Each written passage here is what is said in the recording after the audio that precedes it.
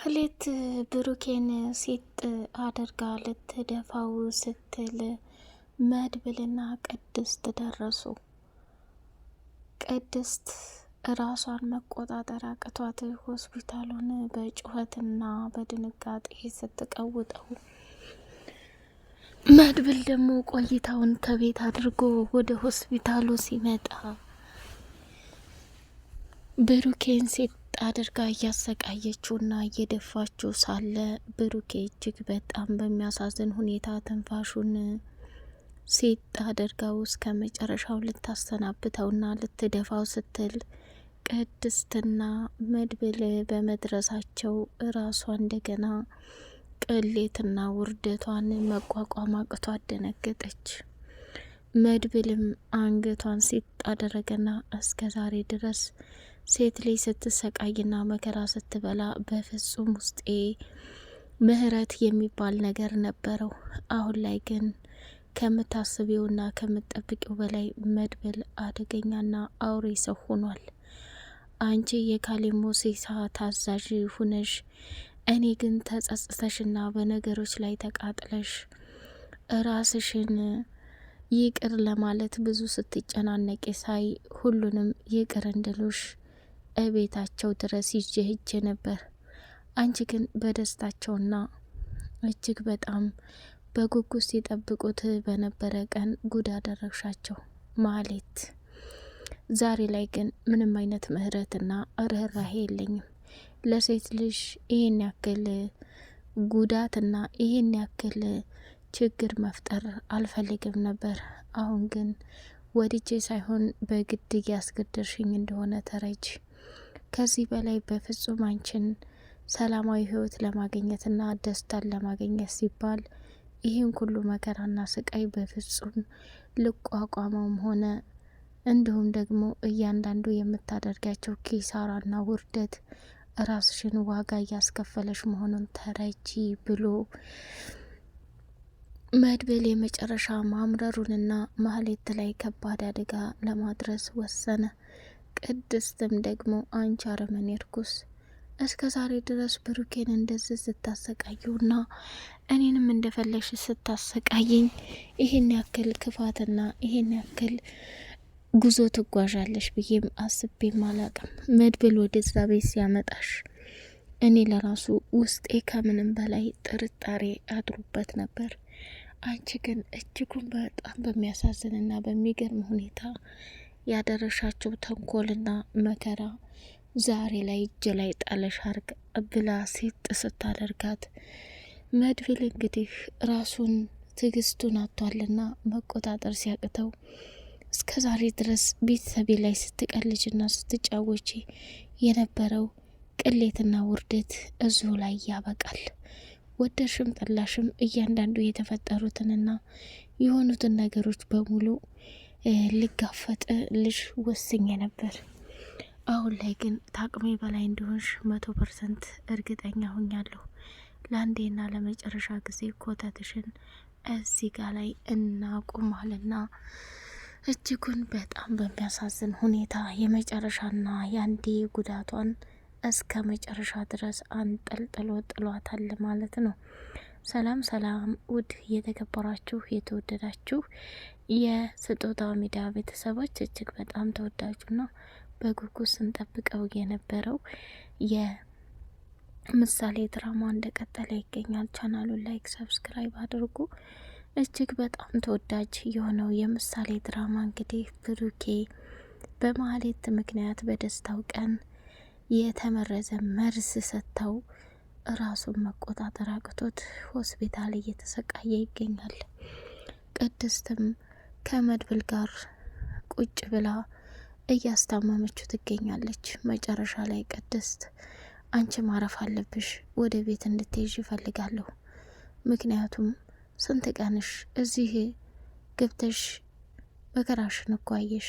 ሂጂና ወደ ቤት ራስሽንም ጠብቂ፣ ሰውነትሽንም ታጠቢ፣ እረፍት አድርጊ፣ ተኝ ብሎ ሲላት መድብል በጭራሽ የፈለገ ይሆናል እንጂ ብሩኬን እዘትቼ እኔ ቤት ተረጋግቼ የምተኛ አይደለሁም። ይልቁንስ አንተ ስራ ይበዛብሃል፣ ወደ ቤት ሄድና እረፍት አድርገህ ራስህን አዳምጥ ብላ አለችው። እሱም እርግጠኛ ነሽ? እኔ በህድ አሁን የሚፈጠር ነገር አይኖርም እያለ ቢላትም እሷ ግን በጣም ራስ ወዳድነት ስሜት ተሰምቶት ሄደና ከካሌብ ሞሴሳ ሰውዬ ጋር ተገናኘና ማውራት ጀመረ። የካሌብ ሞሴሳ ሰውዬም ራሱን እንዲጠብቅና እንዲሁም ደግሞ አቶ ካሌብ ሞሴሳ ከባድ ችግር ሊያጠምደው የፈለገው በማህሌት ጉዳይ እንደሆነ ተናገረው። መድብል ራስን እንድትጠብቅ እፈልጋለሁ። ካሌብ እጅ ከገባህ ካሌብ አንድ ብቻ አይደለም ብዙ የስቃይ ፈተና ሊያበዛብህ ይችላል። ስለዚህ ባክህ ብሎ ሲለው ምንም ችግር የለው ለእኔ አታስብ። አሁን ካሌብ ጋር ከባድና አደገኛ ኦሪጂናል የሆነ ነገር አለ። እሱ ምንድነው? ማህሌት እያንዳንዱ የምትሰራቸውንና የምታደርጋቸውን ነገሮች በሙሉ ለሱ ሪፖርት እያደረገች ነው። አሁንም ደግሞ የጀመረችውን እንድትጨርስ አዟታል። እሱ ምንድነው? መድብል ብሩኬን ልትገለው ትፈልጋለች። ስለዚህ እባክህ ሌላውን ነገር ተውና ትኩረት እሱ ጋር አድርግ ብሎ አለው። አታስብ፣ ችግር የለውም ማህሌትን እችን ሻሽሌት እኔ ራሴ እንደጀመርኩ ጨርሳታለሁ። ከዚህ በፊት ሴት ህጻናት ልጆችን ለማትረፍ ደፋ ቀና እያልን እሷን እንዴት አሰቃያታለሁ ብዬ ሁሉንም ትቼ ነበር። አሁን ላይ ግን ከምታስበው በላይ ራሴን መቆጣጠር አቅቶኛል። እጄ ከገባች የሚከተላት ሞት ብቻና ብቻ ነው ብሎ ወሰነ። አንተም ታሬ ራስን ጠብቅ፣ አሁን ላደረካቸው ስራዎች በሙሉ ለእያንዳንዱ ቪዲዮዎች ገንዘብ አስገባልሃለሁኝ ብሎ ሲለው በጭራሽ ራስ ወዳድ እንደሆነ አታድርገኝ። እኔ እኮ ቢያንስ አግብቼ ባልወልድ ሴት ልጆች ባይኖሩኝ ሴት ትናንሽ እህቶች አሉኝ። ነገ በነዛ ላይ ምን እንደሚደርስብኝ የማውቀው ነገር የለም። ስለዚህ እኔ ገንዘብ አልፈልግም። እስካሁንም የተቀበልኩት ለህሊናዬ እየሰቀጠጠኝ ነው ብሎ ሲለው ወይ ሰው ልጅ ለካ ከጊዜ ጊዜ መቀየር ይቻላል፣ ጉድ እኮ ነው እያለ ተገረመና ጓደኛውን አገኘው። ጓደኛውም አካም እያለ ቆይ ምን ሆነሃል? ይሄን ያክል አጣርፈህ የጠራኸኝ ለምንድን ነው ብሎ ሲለው በካሌብ ሞሴሳ ጉዳይ አንድ ችግርና ከባድ አደጋ የገጠመው ሰው አለ። ስለዚህ እባክህ የካሌብ ሰዎች ናቸው እየተባለ ነው። አንተ ደግሞ ራስህን ጠብቅ። ብሩኬ ላይ የደረሰው እያንዳንዱ ነገር ሰምቻለሁ። ወንድምህን እንደምንም ብለህ ሕክምናውን ካልሆነ ደግሞ የባህላዊ ነገር የሚያደርጉን የማውቃቸው ሰዎች ስላሉ እነሱን አፈላልግልህና ሕክምናውን ታደርጋለህ ብሎ አለው። አረ እባክህ እንደዛም ይሻላል እንዴ? በጣም ጥሩ። እኔ እኮ በሰርጉም በምኑም ገንዘብ ስለጨረስኩ ወደ ውጭ ሀገር ሄዶ እንዲታከም ሲሉኝ እዚሁ የቻሉትን ያድርጉ ብዬ ዝም አልኩኝ። አዎ እንደዛ ነው መድብል፣ ራስህን ጠብቅ። አሁንም ቢሆን ከባድ ችግርና አደጋ ወደፊት እየመጣ ነው። ያንን ለመቆጣጠር ትዕግስትና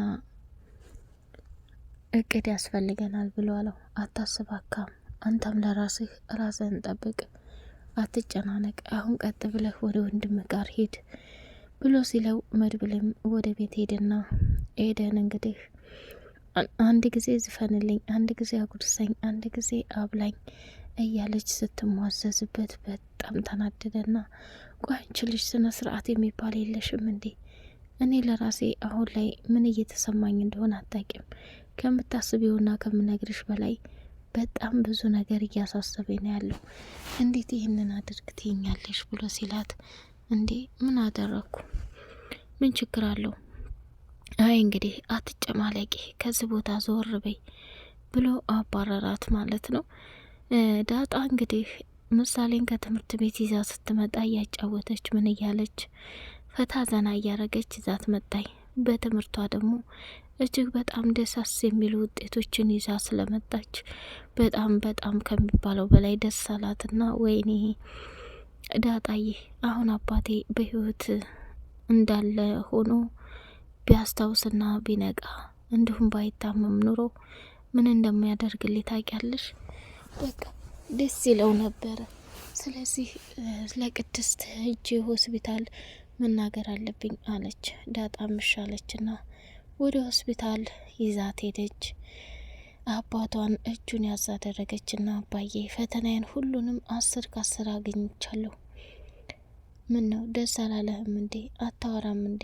እንዲሁና ነው እንዴ የምቀረው? እያለች በጣሙን ማዘንና ማልቀስ ጀመረች። በመጨረሻም ቅድስት ዳግም ተነስተ ትስቃለህ፣ ዳግም ተነስተ ያፈገግታ ያጨዋታ ያለፊያህ ሁሉ እንደሚመለስ ተስፋ አለኝ። እኔም ደግሞ በተስፋ ጠብቃለሁ። አንተን የምተውበት አንደበትም አቅምም የለኝም እያለች ተናገረች ማለት ነው። በመጨረሻም እንግዲህ በጣም በሚገርምና በሚደንቅ ሁኔታ ብዙ ነገሮች እየተካሄዱና እየተፈጸሙ ይገኛሉ። ሌላውና ትልቁ ነገር ደግሞ